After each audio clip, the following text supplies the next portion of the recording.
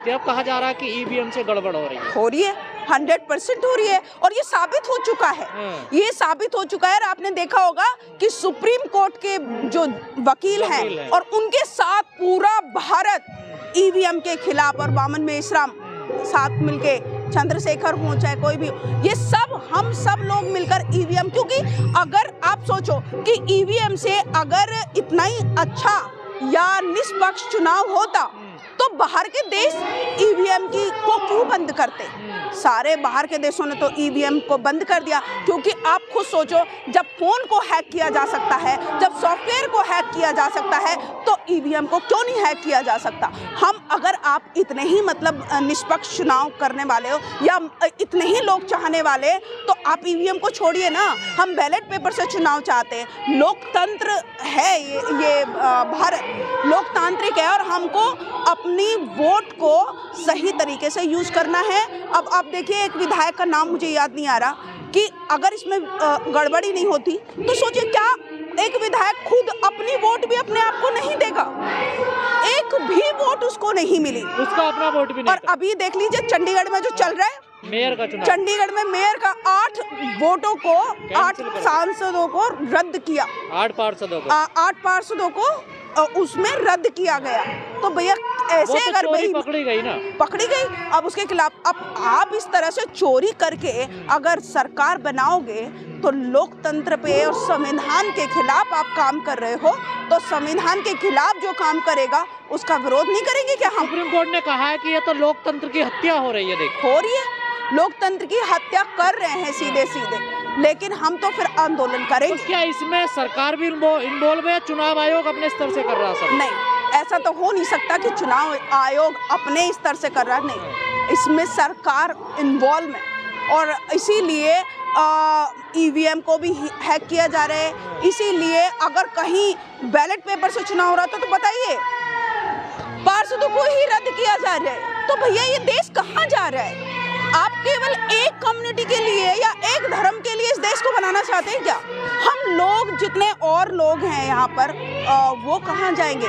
उनका भी तो ये देश है, वो कहाँ जाएंगे? पर चुनाव आयोग सहमत नहीं हो रहा ना बैलेट पेपर से चुनाव कराने के लिए। आज नहीं तो कल होना पड़ेगा, जब पूरे भारत, क्योंकि हर कोई दुखी है, जब पूरा भारत रोड पे आंदोलन करने निकलेगा ना, तो चुनाव आयोग को मानना होगा।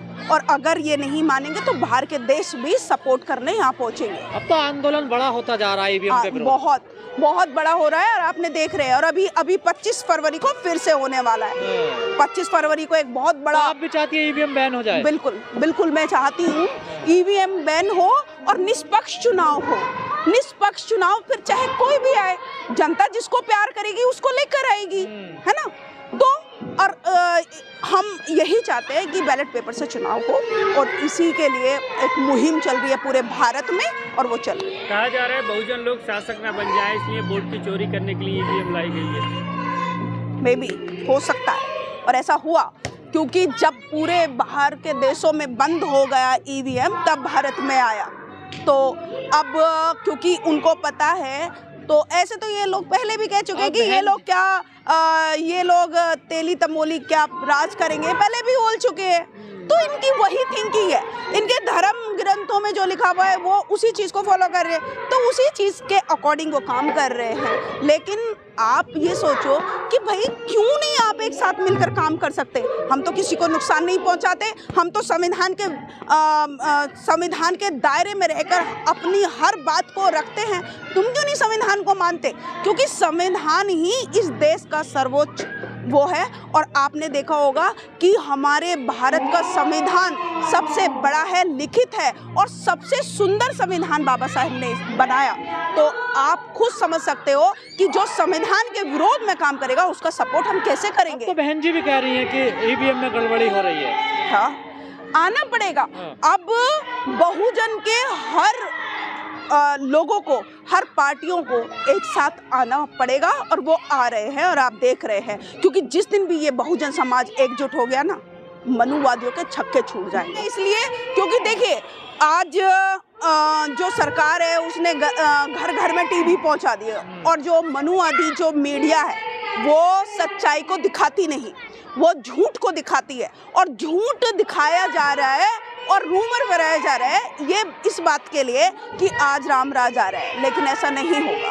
हम लोग भी इसमें रहते हैं। इस देश में केवल हिंदू ही नहीं रहते, इस देश में बुद्धिस्ट रहते हैं, इस देश में क्रिश्चियन रहते हैं, इस देश में जैनी रहते हैं, मुस्लिम रहते हैं। क्या रामराज लाकर ये वर्ण व्यवस्था लाना चाह रहे हैं क्या? अभी देश में क्या दिक्कत है? देखिए, ये लोग चाहे जो मर्जी सोच रहे हो, लेकिन जो वो सोच रहे हैं उनकी सोच जो है बस केवल दिमाग तक रहने वाली है। ऐसा कुछ नहीं होगा और ना ही हम लोग होने देंगे, क्योंकि वर्ण व्यवस्था मानवता के खिलाफ है।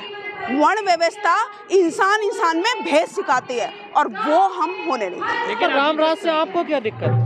क्योंकि रामराज पहले भी आपने रामराज देखा था जिसमें एक शंभु की हत्या कर दी गई। अगर वो इतने ही बड़े पुरुषोत्तम हैं या भगवान हैं तो उनको कैसे मतलब इस बात का वो कि हमको किसी को शिक्षा नहीं लेने का हक, हम तो नहीं लाने देंगे रामराज, ना हमको पसंद। क्योंकि अगर कोई भगवान ही भेदभाव कर रहा है तो उसको लाने से फायदा क्या? आज पूरे वर्ल्ड में किसी भी देश में आप चले जाइए, वहाँ तो कोई भेदभाव नहीं है, वहाँ तो कोई ऊंच नीच नहीं है, कोई छुआछूत नहीं है, तो वो देश तरक्की कर रहे हैं। और हमारा देश आज आंकड़ों में अगर जाएंगे ना तो देश इतना पीछे है। जीडीपी को ले लीजिए और रोजगार को ले लीजिए, भुखमरी को देख लीजिए। 125 देश के भुखमरी के चक्कर में 110 नंबर पे भारत आता है। महिलाओं के रेप में नंबर 1 आता है। तो आप इस तरह से देखिए ना कि भारत कहाँ है।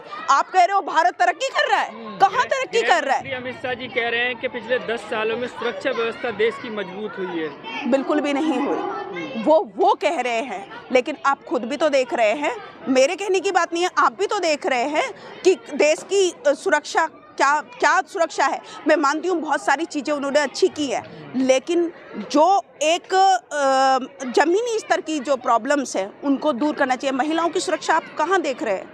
मैं तो नहीं देख रही महिलाओं की सुरक्षा।